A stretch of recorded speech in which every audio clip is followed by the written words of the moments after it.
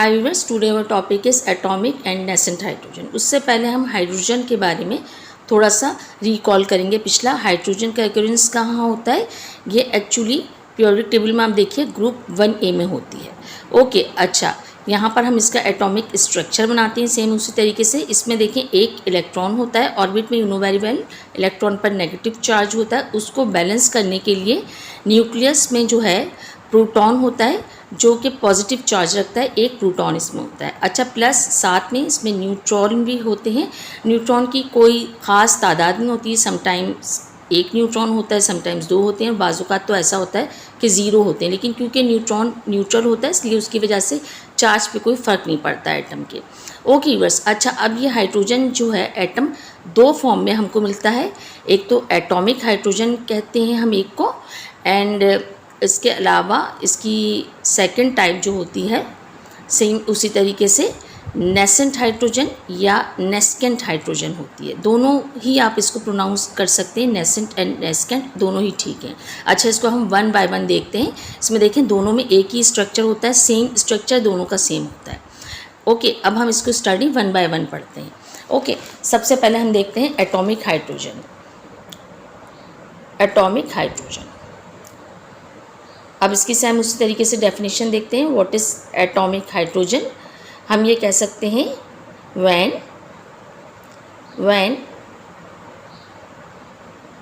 when high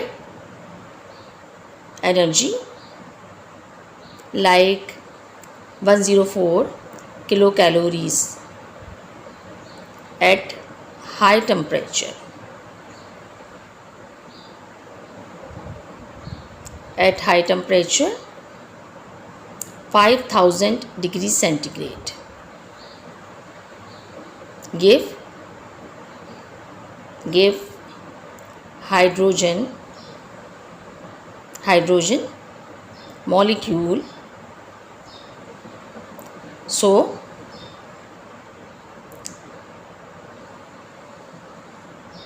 H2 bond will be break and formed atomic hydrogen.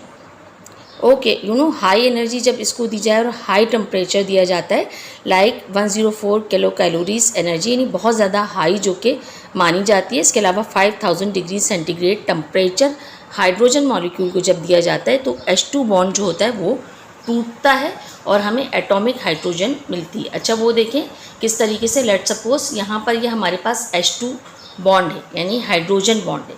अच्छा, यहाँ देखें हमने इसको 104 किलो कैलोरीज जो है आपने इसको एनर्जी दी और टेम्परेचर 5000 डिग्री सेंटीग्रेड दिया। यहाँ पर ये टूट जाएगा, ब्रेक हो जाएगा। ब्रेक होने के बाद अलग अलग एटम्स की फॉर्म में आ जाएगा। अब ये एटॉमिक हाइड्रोजन हो गई, दो अलग अलग एटम बन गए। मैं देखिए इसको स्ट्रक्चर के ज़रिए भी आपको समझाती हूँ। ये देखिए अभी ये पूरा का पूरा एक मॉलिक्यूल है, यहाँ पे इलेक्ट्रॉन दरमियान में आ रहे हैं, यानी कि अभी ये कंप्लीट है। जब आपने इसको इतना ज़्यादा हाई टेम्परेचर दिया और इतनी ज़्यादा एनर्जी दी, 104 किलो कैलोरीज एनर्जी दी, तो देखें ये अब अलग अलग हो गए, ब्रेक हो गए। ओके, ये देखिए बिल्कुल इस तरीके से अब ये एटॉमिक फॉर्म में आ गई है। ऑलराइट, अच्छा, यहाँ पर देखिए होता क्या है, ये जो है इसको हम शो किस तरीके से करते हैं। सिंपल आप इसको H के सिंबल के साथ शो कर देते हैं। अच्छा, अब हम इसकी केमिकल प्रॉपर्टीज़ देखते हैं वन बाय वन, किस तरह की इसकी केमिकल प्रॉपर्टीज़ हो सकती है। ये जो होता है बहुत ज़्यादा हाईली रिएक्टिव होती है, बहुत तेज़ी के साथ रिएक्शन करती है। अच्छा, वो किस तरीके से, इसकी कुछ एग्जांपल्स देखते हैं। लेट सपोज फास्फोरस है, इसने उसके साथ जब रिएक्शन करती है तो ये फास्फोरस हाइड्राइड बनाती है। अच्छा, यहाँ पर इसको सेम बैलेंस कर दिया हमने। अब सल्फ़र है, सल्फ़र का जब रिएक्शन हाइड्रोजन के साथ करती हैं हम, एटॉमिक हाइड्रोजन के साथ, तो देखिए H2S बनाती है, ये गैस बनाती है, इसको भी बैलेंस कर लीजिए। साथ में देखें ये क्लोरीन के साथ जब रिएक्शन करती है एटॉमिक हाइड्रोजन तो उसी तरीके से HCl बना लेती है या हाइड्रोक्लोरिक एसिड आपका बन जाता है। अच्छा, इसके साथ ही अगर इसका ऑक्सीजन के साथ रिएक्शन करवाया जाए तो क्या होगा, ये H2O2 या हाइड्रोजन पर ऑक्साइड बनाती है। इसको बैलेंस कर लें तो ये बहुत हाईली रिएक्टिव होती है। ये सारे रिएक्शन बहुत तेज़ी के साथ होते हैं क्योंकि एटॉमिक हाइड्रोजन ज़्यादा तेज़ी के साथ अमल करती है। ओके, अब एज अ रिड्यूसिंग एजेंट काम करती है। अच्छा, वो किस तरीके से, इसको हम थोड़ा सा देखते हैं, एग्जाम्पल के थ्रू समझने की कोशिश करते हैं। लेट सपोज कॉपर ऑक्साइड था आपके पास। अब यहाँ देखें ऑक्सीजन कॉपर के साथ है, इसका आपने एटॉमिक हाइड्रोजन के साथ रिएक्शन करवाया तो देखिए कॉपर अकेला रह गया और इसने वाटर बना लिया, स्टीम फॉर्म में वाटर बनता है। ऑलराइट, अच्छा अब यहाँ पर ये देखिए इसने क्या करा, हाइड्रोजन ने इसका ऑक्सीजन ले लिया, इट मीन्स ऑक्सीडेशन कर ली। ओके, अच्छा ऑक्सीडेशन मीन क्या होता है, गेन ऑफ ऑक्सीजन, यानी उससे ऑक्सीजन लेके इसने क्या करा है, ऑक्सीडेशन कर लिया। और जो ऑक्सीडेशन करता है वो ही रिड्यूसिंग एजेंट होता है। ओके व्यूअर्स, तो देखिए इस तरीके से इसने ऑक्सीडेशन करके ये अच्छा रिड्यूसिंग एजेंट बन गया। अब आगे मज़ीद इसको देखें, ये वैलेंसी को जो है, वैलेंसी रिड्यूस करता है एटॉमिक हाइड्रोजन। अच्छा, वो किस तरीके से, इसको हम देखते हैं। आपके पास सिल्वर है, सिल्वर क्लोराइड, सिल्वर पे देखें +1 है, क्लोरीन पे -1 है। अच्छा, इसका जब आपने रिएक्शन एटॉमिक हाइड्रोजन के साथ करवाया तो देखें वैलेंसी चेंज हो जाएगी। अब सिल्वर न्यूट्रल हो गया और ये HCl बन गया है क्योंकि अब ये हाइड्रोजन ने रिएक्शन किसके साथ कर दिया, क्लोरीन के साथ। अब ये देखिए वैलेंसी रिड्यूस हो गई, +1 था सिल्वर, अब न्यूट्रल हो गया। अच्छा, अब हम नेसेंट हाइड्रोजन के बारे में पढ़ते हैं। हम कह सकते हैं hydrogen atom, hydrogen atom separated, hydrogen atom separated होता है from compound of hydrogen during chemical reaction.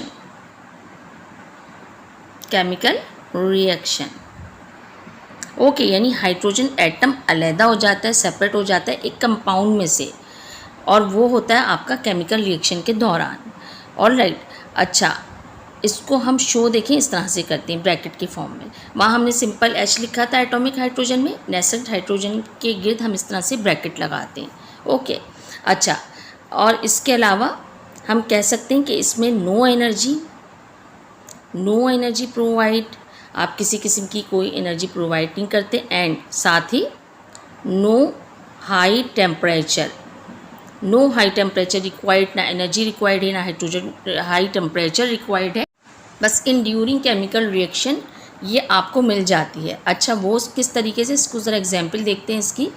लेकिन पहले हमने पढ़ा था कि मेटल जो है, मेटल का जब एसिड के साथ रिएक्शन करवाया जाए, हमने हाइड्रोजन गैस की तैयारी में पढ़ा था, तो हमें सॉल्ट और हाइड्रोजन गैस मिलती है। ऐसे ही कुछ था, लेट सपोज जिंक है, जिंक का रिएक्शन किसी एसिड से करवा देते हैं, HCl से करवा देते हैं H2SO4 के साथ, तो क्या होता है, जिंक क्लोराइड ZnCl2 का आपको सॉल्ट मिलता है।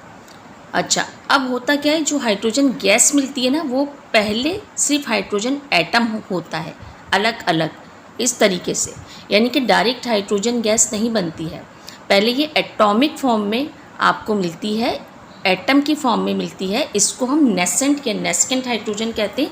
वो देखिए किस तरीके से, ये देखिए सिंपल, ये अलग अलग फॉर्म होता है एक एटम की फॉर्म में, ये फ़ौरन मिलते हैं और H2 बनाते हैं। अच्छा, ये जो होते हैं ये इतनी 0.001 मिलियन सेकेंड, यानी इतनी तेज़ी के साथ रिएक्शन करके बॉन्ड बनाती है हाइड्रोजन मॉलिक्यूल का। ओके, अब ये हाईली रिएक्टिव होती है, बहुत ज़्यादा हाईली रिएक्टिव होती है, एंड इसके अलावा हम कह सकते हैं कि फ़ौरन कन्वर्ट होती है H2 में, यानी कि इतना 0.001 मिलियन सेकेंड टाइम इसके पास होता है। अच्छा, अब यहाँ पर हम कह सकते हैं इसकी क्वालिटीज़ में, इसकी प्रॉपर्टीज़ में ये एज ए कैटलिस्ट यूज़ होती है in during chemical reaction. Alright, अच्छा वो किस तरीके से, थोड़ा सा इसको एग्जाम्पल इसकी देखते हैं। लेट सपोज आपके पास आयरन क्लोराइड है FeCl3। ऑलराइट, अच्छा अब यहाँ पर क्या होगा, इसका रिएक्शन करवाया H2 के साथ तो नो रिएक्शन, कोई रिएक्शन नहीं हुआ। लेकिन जब इसी FeCl3 का रिएक्शन हमने नेसेंट हाइड्रोजन के साथ करवाया तो क्या होता है, ये FeCl2 बनाती है और इसके साथ ही HCl बनता है हमारे पास। अब इसका देखिए कलर चेंज हो जाता है, ये पहले देखिए ब्राउन कलर में था और अब ये ग्रीन कलर में हो जाता है। ऑलराइट, तो एज अ कैटलिस्ट ये यूज़ होती है। अच्छा, अब इसके पीछे क्या केमिस्ट्री, हम इसको थोड़ा सा देखते हैं। लेट सपोज आपके पास आयरन क्लोराइड FeCl3 था। ओके, अब आयरन पे देखें +3 चार्ज होगा और क्लोरीन, क्योंकि आपको पता है एक क्लोरीन पे -1 चार्ज होता है एज यू नो वेल, तो इसी तरीके से 3 क्लोरीन पे कितना चार्ज होगा, -3 होगा। अब इसका नाम क्या होगा इस वक्त, आयरन 3 क्लोराइड, आयरन 3 क्लोराइड, क्योंकि देखें इस पर चार्ज 3 है। ओके, अच्छा, अब मज़ीद इसको आगे देखिए, अब इसको निकालते किस तरह से हैं, X प्लस आपने क्लोरीन पे जो वैलेंसी है उसको लिखा = 0। अब क्या होगा आपका, ये X = -3 है, ये 0 के उधर जाएगा, यू नो वेरी वेल, +3 हो जाएगा। तो इस तरीके से आयरन पे देखें हमने इसका +3 इसकी ऑक्सीडेशन स्टेट निकाल ली है। अच्छा, यहाँ पर क्या हुआ, नेसेंट हाइड्रोजन ने क्या काम करा है, ये सारा काम नेसेंट हाइड्रोजन ने किया है, उसको कन्वर्ट कर देगा अब आयरन 2 क्लोराइड में, FeCl2 में। देखिए वो किस तरीके से, देखिए FeCl2। ऑलराइट, यहाँ पे -2 चार्ज होगा और इसका क्या होगा, +2 चार्ज होगा आयरन का। नाम इसका होगा आयरन 2 क्लोराइड। ठीक है, अच्छा, इसकी भी थोड़ी सी ऑक्सीडेशन स्टेट के लिए बात कर लेते हैं। लेट सपोज X प्लस, हमें पता है क्लोरीन पे -2 चार्ज है, = 0, X = क्या हो जाएगा, ये +2। सेम उसी तरीके से अब यहाँ पे देखिए ऑक्सीडेशन एंड रिडक्शन दोनों हो रही हैं। ओके, यहाँ पे देखें पहले +3 चार्ज था, इसके पास -3 चार्ज था, यानी इसने एक इसका इलेक्ट्रॉन जो है क्लोरीन का उसको दे दिया है आयरन को। ऑलराइट, अब देखें क्लोरीन -2 हो गई है, ये +3 से +2 हो गया है आयरन। ओके, यानी इसने ये कहा कि अपना एक इलेक्ट्रॉन जो है आप इनको दे दीजिए। इस तरीके से इसने क्या करा, यहाँ पर देखिए इस तरह वैलेंसी हो गई चेंज। यहाँ पर इसने जो काम किया है एज अ कैटलिस्ट किया है, इसी वजह से इसका कलर ब्राउन टू ग्रीन हो गया है। ओके, क्योंकि कैटलिस्ट जो है वो प्रोसीड करता है किसी भी केमिकल रिएक्शन को, वो जो है आपका फास्ट या स्लो नहीं करता है, पुरानी डेफिनेशन इसकी छोड़ दीजिए, बल्कि ये प्रोसीड कर देता है। अच्छा, यहाँ पर देखें थोड़ा सा इसको मज़ीद मैं क्लियर करती हूँ। अब ये FeCl3 से FeCl2 हुआ है। ऑलराइट, यहाँ पर देखिए ऑक्सीडेशन और रिडक्शन दोनों हुई हैं। ओके, ऑक्सीडेशन प्लस रिडक्शन दोनों काम हुए हैं। ऑलराइट, यहाँ पर आपको you know very well oxidation का यहाँ पर क्या मतलब है, ऑक्सीडेशन मीन्स होता है लॉस ऑफ इलेक्ट्रॉन। ओके, तो यहाँ पर क्या हुआ है, इलेक्ट्रॉन का लॉस हुआ है और साथ ही रिडक्शन हुई है। रिडक्शन मीन होता है इलेक्ट्रॉन गेन होना, gain of electron, electron gain भी हुआ है। क्लोरीन का और आयरन के दोनों के साथ, क्लोरीन के साथ क्या हुआ है, ऑक्सीडेशन। क्लोरीन ने देखें अपना इलेक्ट्रॉन लॉस किया है, क्लोरीन ने किया ऑक्सीडेशन, -3 से -2 हो गई है, एक इलेक्ट्रॉन लॉस कर दिया है। आयरन के साथ क्या हुई है, रिडक्शन, +3 से +2 हुआ है, एक इलेक्ट्रॉन गेन किया है उसने। ओके, अच्छा, अब यहाँ पर क्या हुआ है, इसने ये काम करवाया है नेसेंट हाइड्रोजन ने एज ए कैटलिस्ट बन के। अच्छा, अब दूसरी तरफ आते हैं, यहाँ पर देखिए ये ऑक्सीडाइजिंग एजेंट के तौर पे काम करता है नेसेंट हाइड्रोजन। ओके, अच्छा, वहाँ देखें वो किस तरीके से, आपके पास let suppose potassium permanganate KMnO4 है, आपने इसका रिएक्शन करवा दिया, H2SO4 सल्फ्यूरिक एसिड मिलाया, साथ ही आपने नेसेंट हाइड्रोजन मिलाया। अच्छा, नेसेंट हाइड्रोजन को देखें हमेशा ब्रैकेट की सूरत में ज़ाहिर करते हैं। अच्छा, यहाँ देखें KMnO4 का कलर पिंक होता है, कुछ कुछ पर्पल टाइप का होता है। अगर कभी आपने लैब्स में देखा हो या आगे आप लैब्स में देखेंगे, यहाँ एक कैटलिस्ट यूज़ होता है जिंक या H2SO4 ले लीजिए एज ए कैटलिस्ट, किसी को भी आप ले सकते हैं। अच्छा, अब देखिए ये रिएक्शन होगा क्या, अब ये KMnO से K2SO4 बन जाता है। ओके, इसके अलावा MnSO4 बन जाता है और साथ ही साथ आपके पास यहाँ पर वाटर या H2O मिलता है आपको। अच्छा, यहाँ पर देखिए इसको बैलेंस कर लेते हैं हम, इसको काउंट करके सेम उसी तरीके से यहाँ पर। ओके, अच्छा, यहाँ देखिए ये एक ऑक्सीडाइजिंग एजेंट के तौर पे काम कर रहा है, क्योंकि SO4 बन गया है। ये अब कलरलेस हो गया है पिंक कलर से। पोटेशियम परमैंगनेट का कलर जो पिंक था वो अब मैग्नीज सल्फेट का बन चुका है, तो इसका कलर चेंज हो गया है, कलरलेस ये हो गया और यहाँ पर रिडक्शन हुई है, यानी कि लॉस ऑफ ऑक्सीजन हुआ है। किसका? KMnO4 का। ओके, रिडक्शन हुई है इसने, क्योंकि रिडक्शन की है तो ये एक अच्छा ऑक्सीडाइजिंग एजेंट है। ओके, तो यहाँ पर ये देखिए आपका जो KMnO4 था ये अब मैग्नीज सल्फेट बन गया है। ऑलराइट, अच्छा अब ये किस तरीके से, क्योंकि इसने लॉस ऑफ ऑक्सीजन करा है इस KMnO4 में। इसकी थोड़ी सी केमिस्ट्री समझते हैं। लेट सपोज ये मैग्नीज है, मैग्नीज के साथ 4 ऑक्सीजन लगे हुए हैं। ये सिंगल बॉन्ड है, ये सिंगल बॉन्ड, डबल बॉन्ड। अच्छा, ये हमेशा ऐसा नहीं रहता है, स्ट्रक्चर चेंज होता रहता है, कभी वो सिंगल होते हैं कभी दूसरे डबल। ये K+ मैंने साथ ही इसके लगाया है। अब ये KMnO4 का एक स्ट्रक्चर है। ऑलराइट, इस तरह से देखें बॉन्डिंग इसकी चेंज होती रहती है। अच्छा, यहाँ पर क्या हुआ, आपने यहाँ पर लॉस ऑफ ऑक्सीजन हुआ है, रिडक्शन हुई है। अच्छा, अब वो किस तरीके से नेसेंट हाइड्रोजन ने करवाया है इसका। अब यहाँ देखें मैग्नीज के साथ 4 ऑक्सीजन अटैच हैं। जब स्ट्रक्चर चेंज हुआ तो देखें ये 4 ऑक्सीजन कहाँ गए, सल्फर के साथ सेम उसी तरीके से अटैच हो गए। ऑलराइट, अच्छा अब यहाँ पे देखिए, अब ये मैग्नीज के साथ अटैच नहीं है, मैग्नीज अलहदा है, अब ये सल्फर के साथ अटैच है। तो देखिए मैग्नीज का तो लॉस ऑफ ऑक्सीजन हो गया, पहले ये 4 ऑक्सीजन मैग्नीज के साथ थे, अब ये 4 सल्फर के साथ हो गए। ओके, तो यहाँ पर क्या हुआ, इसने रिडक्शन कर दिए मैग्नीज की, इसके ऑक्सीजन लेके सल्फर को दे दिए और ये एक अच्छा जो है ऑक्सीडाइजिंग एजेंट बन गया है नेसेंट हाइड्रोजन। ओके, तो यहाँ पर देखिए अब हमारा टॉपिक यहाँ पर एटॉमिक और नेसेंट हाइड्रोजन कंप्लीट होता है। अच्छा, अब आइसोटोप्स ऑफ हाइड्रोजन या हाइड्रोजन के आइसोटोप्स की अगर हम बात करते हैं तो सबसे पहले तो हमें ये पता होना चाहिए कि आइसोटोप्स क्या होते हैं। इफ़ हम ये कह सकते हैं, if any atom has same atomic number but different mass number is called isotopes। ठीक है, एक एटम जो है यहाँ पर, ये कोई एटम है, ठीक है, यहाँ पर जो A है इसका, ये A है, ये Z है। अच्छा, यहाँ पे Z क्या है, Z इज इक्वल टू इसका होता है एटॉमिक नंबर। क्या मतलब है इसका, ये नंबर ऑफ प्रोटॉन।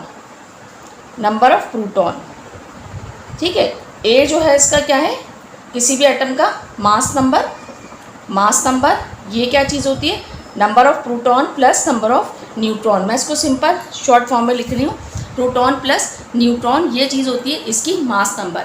सो इसका एटॉमिक नंबर तो सेम होता है। एटॉमिक नंबर Z जो होता है not change in any time, ये कभी भी चेंज नहीं हो सकता, ये हमेशा डन रहता है। जबकि मास नंबर जो होता है कैन चेंज हो सकता है, किसकी वजह से, ड्यू टू आइसोटोप्स। अच्छा, अब ये आइसोटोप्स एक्चुअली होते क्या हैं। आइसोटोप्स आपको पता है, एवरी एटम, कोई सा भी एटम होता है, क्योंकि हाइड्रोजन की बात कर रहे हैं, एवरी एटम, मुख्तलिफ एटम जो होता है क्या होता है, एक इलेक्ट्रॉन रखता है। इलेक्ट्रॉन आपके कितने होते हैं, ऑर्बिट में होता है, और प्रोटॉन प्लस न्यूट्रॉन जो होते हैं आपके न्यूक्लियस में होते हैं। ठीक है, अच्छा, प्रोटॉन प्लस न्यूट्रॉन, ये जो आइसोटोप्स होता है आपका, इस वजह से एटम, प्रोटॉन पे क्या चार्ज होता है, पॉजिटिव होता है, सबको पता है। इलेक्ट्रॉन पे कौन सा चार्ज होता है, नेगेटिव होता है। तो एटम क्या होता है, न्यूट्रल होता है, इनकी वजह से न्यूट्रल होता है, बिकॉज न्यूट्रॉन निल होता है, यानी कि ज़ीरो चार्ज रखता है। ये जो आइसोटोप्स होते हैं ये होता है नंबर ऑफ न्यूट्रॉन की वजह से। ठीक है, न्यूट्रॉन की वजह से ये आइसोटोप्स होता है, क्योंकि न्यूट्रॉन, जब हम A की बात करते हैं या मास नंबर की बात करते हैं, तो ये डिपेंड करता है प्रोटॉन प्लस न्यूट्रॉन की तादाद पे, कितने प्रोटॉन है कितने न्यूट्रॉन है। तो समटाइम्स न्यूट्रॉन 0 भी होता है, समटाइम न्यूट्रॉन 1 भी होता है, समटाइम न्यूट्रॉन 2 भी होता है। तो इसके तहत हम मास नंबर असाइन करते हैं, ठीक है।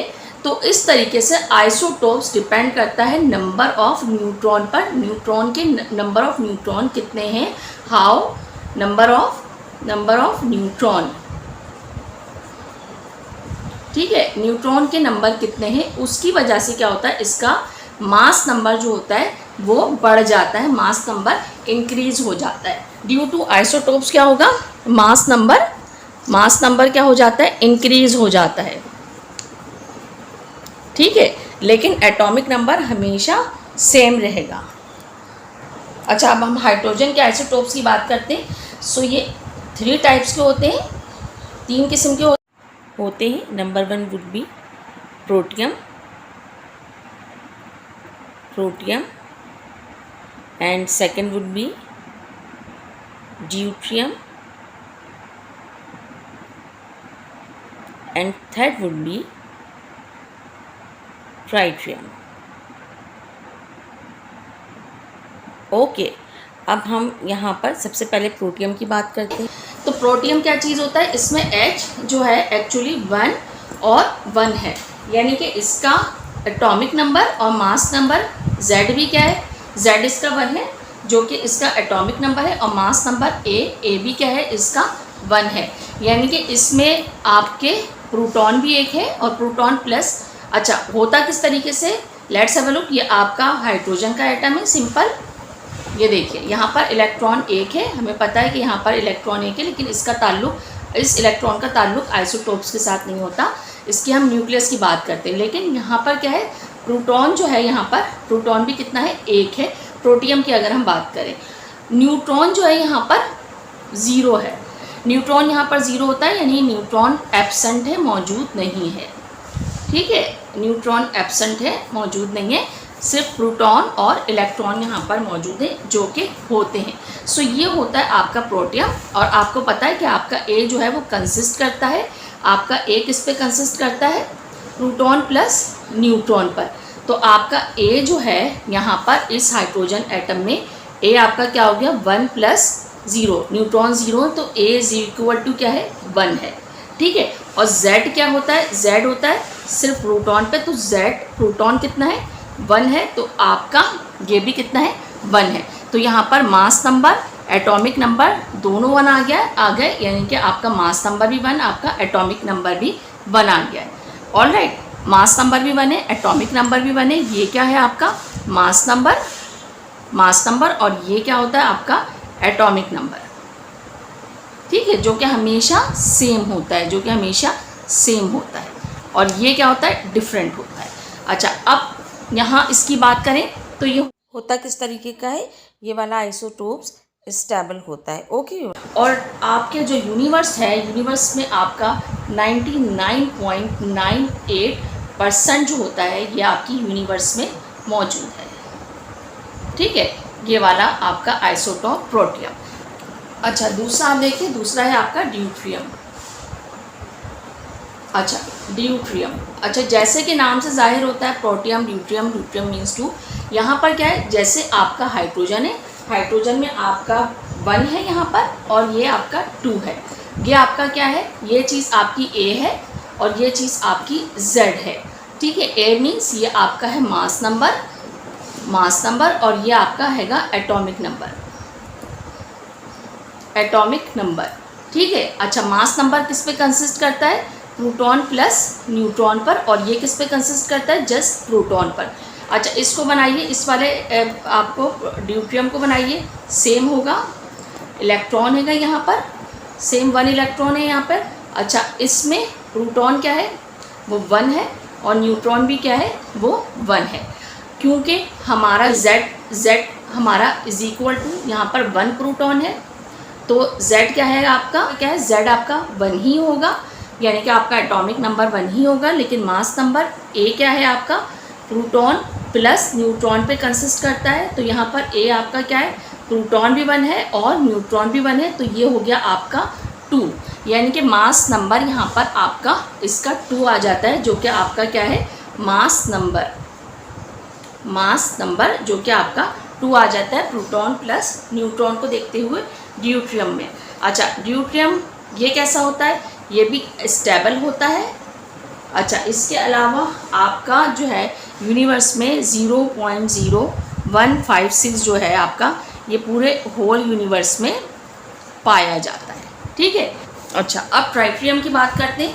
ट्राइटियम यहाँ पर क्या है, इसमें हाइड्रोजन का नंबर 1 है और यहाँ पर नंबर क्या आ जाता है, 3 आ जाता है। अच्छा, ये आपका पता है, ये आपका क्या चीज़ है, ये आपका, ठीक है, ये चीज़ आपकी कहलाती है Z और ये चीज़ आपकी कहलाती है A कहलाती है, यानी एटॉमिक नंबर और मास नंबर। अच्छा, ट्राइटियम बनाकर देखते हैं, बिल्कुल सेम उसी तरीके से। ये देखिए, ये आपका हाइड्रोजन है, इसमें देखें सेम 1 इलेक्ट्रॉन पे कंसिस्ट होता है ये आपका।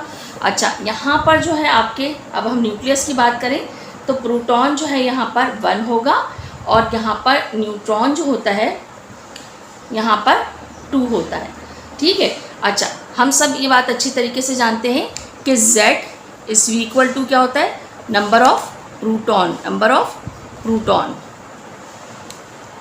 ठीक है। अब Z is equal to number of proton कितने हैं, 1, तो ये तो हो गया 1। अब जहाँ तक हम A की बात करते हैं, A is equal to mass number, वो क्या होता है, number of proton plus number of neutron. तो यहाँ पर नंबर ऑफ प्रोटॉन कितने हैं, 1, नंबर ऑफ न्यूट्रॉन कितने हैं, 2, तो ये कितने हो गए, 3। तो यहाँ पर आपका जो मास नंबर है, वो क्या है, is equal to 3 due to number of neutron की वजह से, क्योंकि नंबर ऑफ न्यूट्रॉन ज़्यादा हो गए और ये प्रोटॉन प्लस न्यूट्रॉन को शो करता है। ठीक है। तो इस तरीके से इसका वो भी बढ़ जाता है। ये जो होता है इन यूनिवर्स, अगर देखा जाए तो ये 4 × 10⁻⁻15 जो है आपका पूरा यूनिवर्स में पाया जाता है। स्टेबल नहीं होता, नॉट स्टेबल, हाफ लाइफ में होता है। हाफ लाइफ होती है इसकी तकरीबन 12.5 ईयर्स होती है। ठीक है। तो यहाँ हमें पता चला कि आपके जो आइसोटोप्स हैं वो क्या होते हैं, different mass due to neutron. Just isotopes means होता है न्यूट्रॉन नंबर ऑफ न्यूट्रॉन की वजह से आपका आइसोटोप्स होता है।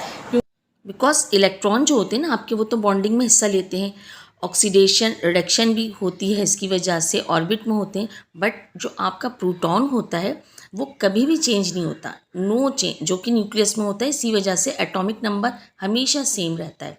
न्यूट्रॉन जो होता है ना वो डिफरेंट हो सकते हैं आपके, 0, 1, 2 किसी भी तरह की इनकी क्वांटिटी हो सकती है और mass number proton plus neutron होता है। ओके, एटम का हमेशा।